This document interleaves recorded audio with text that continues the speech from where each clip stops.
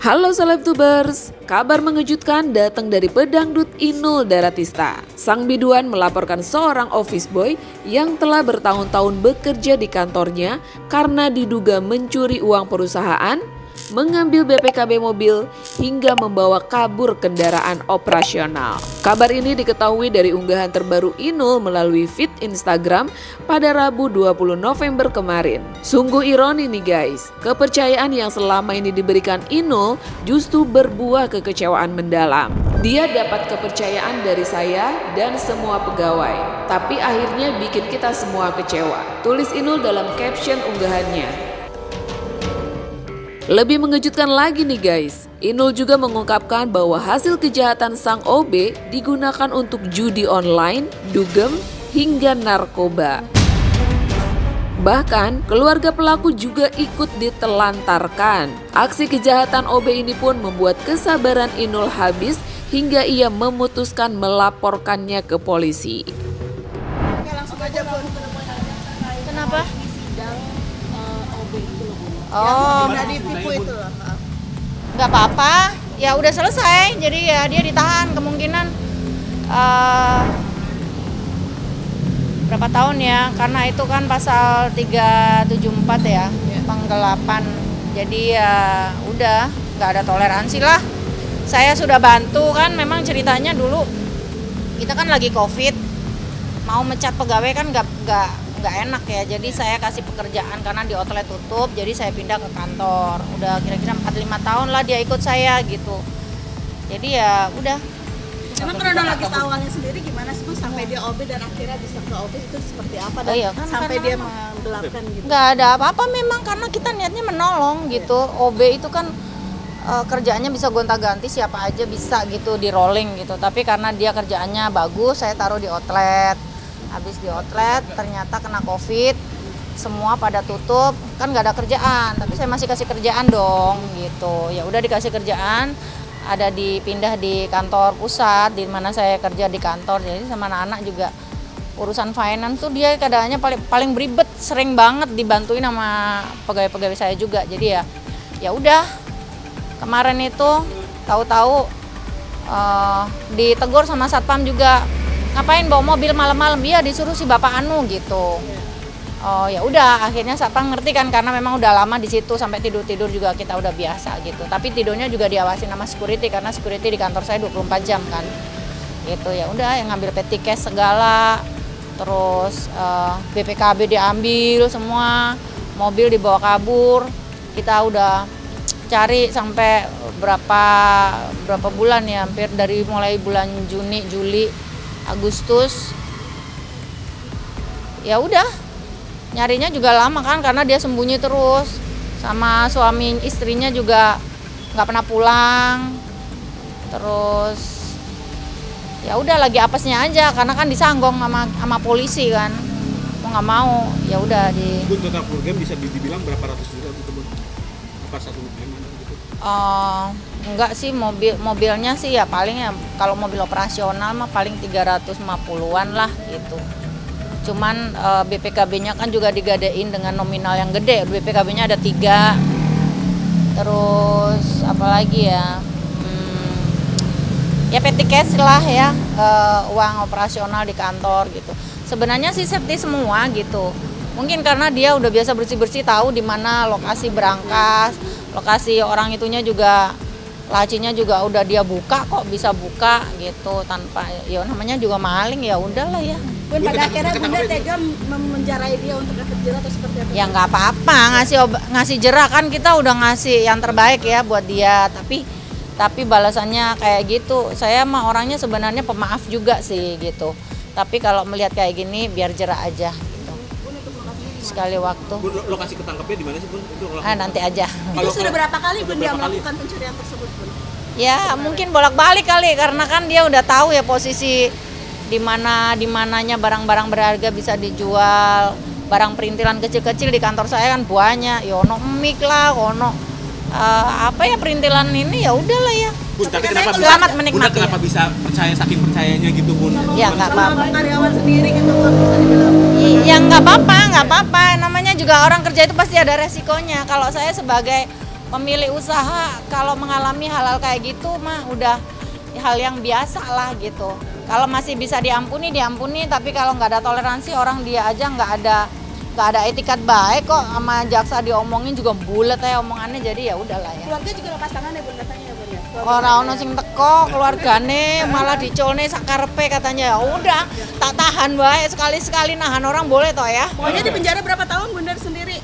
Nah iso ya 10 tahun lebih ya ben kapok ya kan. Apa yang mau disampaikan Bun terakhir nih untuk Ya, kita itu sudah berusaha untuk menjadi orang baik ya. Tapi kalau kebaikan kita disalahgunakan, ya pasti ada efek jeraknya juga. Karena saya kan nggak bisa jadi orang sabar terus kalau memang ini sudah keterlaluan gitu.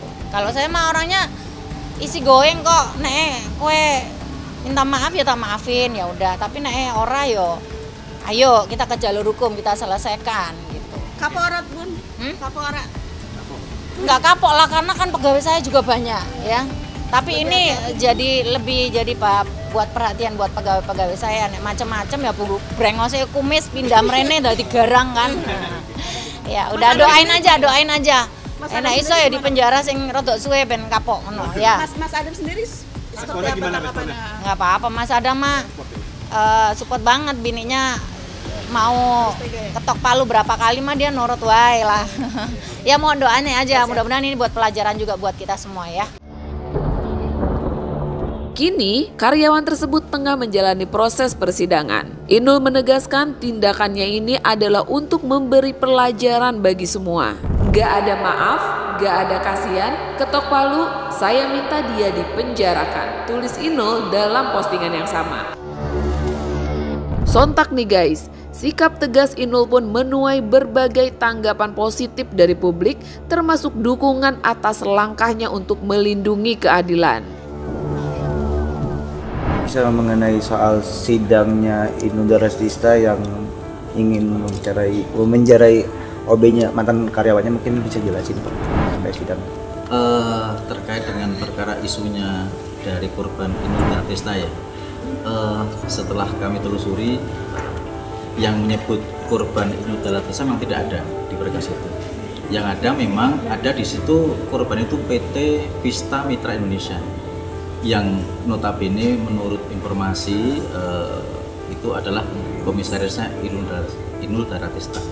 Perkara itu memang ada bahwa ada namanya Leon Tada ya, sebagai karyawan, di situ sudah diberikan kepercayaan, kemudian dia melakukan tindakan dalam dakwaan itu pencurian, pasal 362 KUHP. Barang bukti barang yang dicuri itu adalah berupa 1 unit mobil Avanza ya. Itu digadekan setelah saya lihat, saya baca dari dakwaan, digadekan kepada orang yang bernama Haryanto atau siapa itu, 50 juta seperti itu.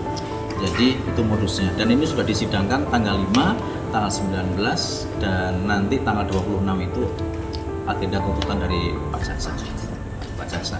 Jadi sudah diperiksa, sudah bergulir. Nah, setelah kami tanyakan fakta persidangan, memang ada di situ adalah usahanya berupa karaoke ya.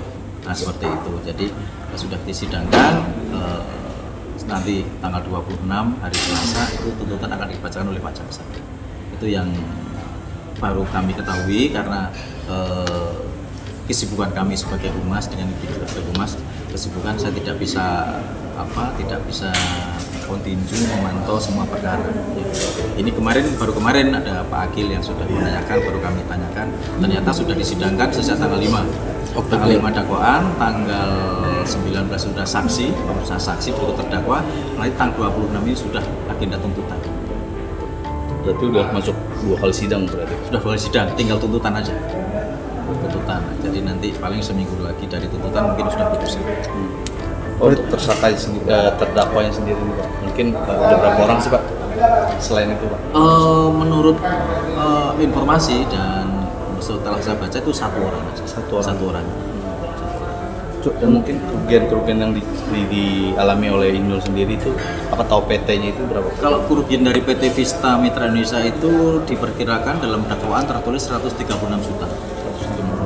Karena juga selain mobil juga ada 1 unit laptop merek Asus, itu katanya milik PT mitra Pista. Itu terakumulasi atau mungkin ada bagian-bagian lagi Pak? Buat itu? Tidak bisa terbaca akumulasinya, tetapi di situ Total.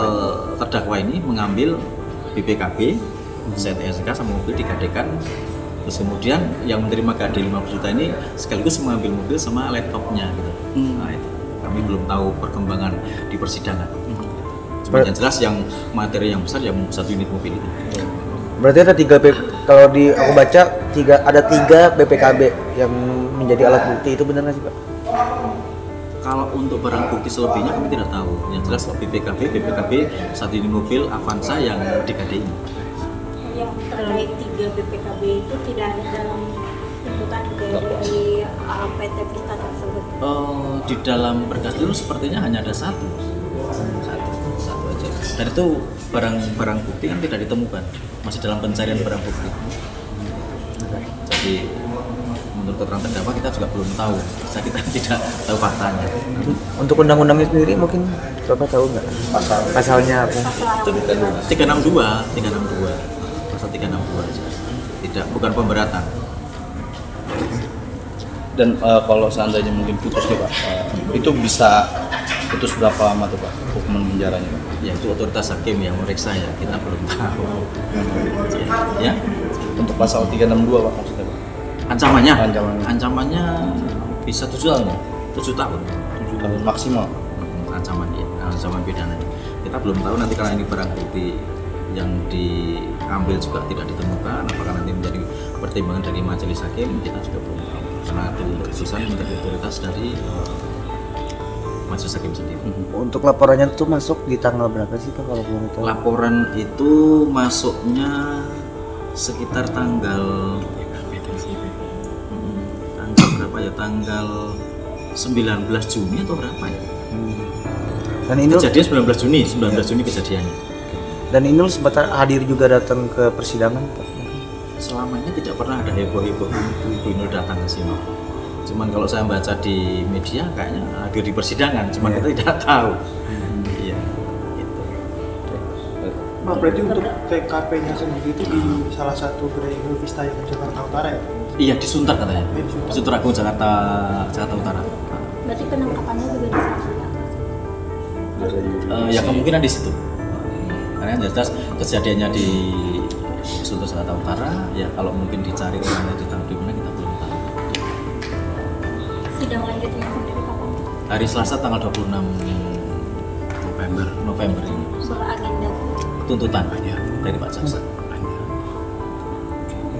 Oke. Untuk tersangka udah tertangkap atau masih dalam terdakwa? Terdakwanya sudah dalam tahanan. Jadi barang bukti belum ada ya Pak? Ya, barang bukti masih dalam pencarian. Masih DPO. DPO ada orang DPO namanya Haryanto itu dengan DPO barang bukti. Haryanto belum ketangkap ya? Belum ketangkap. Itu si penerima tadi. Penadah lah DPO itu istilahnya. karyawan juga Pak atau statusnya apa gitu? Nah, itu dia tidak jelas. Kayaknya dia orang luar. Karena dia yang menerima gadenya. Jadi menurut dakwaan itu baru Porsche 5 juta, nanti yang baru 5 juta ditransfer, cuma tidak lebih jauh tidak diceritakan bagaimana ditransfer itu. Pak, kemarin itu kan berarti untuk tanggal 19 itu kan sudah sidang pemeriksaan saksi ya? Nah berarti karena dari pengadilan belum menerima info kalau Mbak Inul akan hadir, berarti Mbak Inul itu tidak masuk dalam daftar saksi yang dihadirkan ya? Sepertinya tidak ada saksi. Cuman informasinya kan Ibu Inul kan komisaris PT itu ya? Iya, di situ. Oke. Ya, oke, sama-sama. Terima kasih juga datangnya.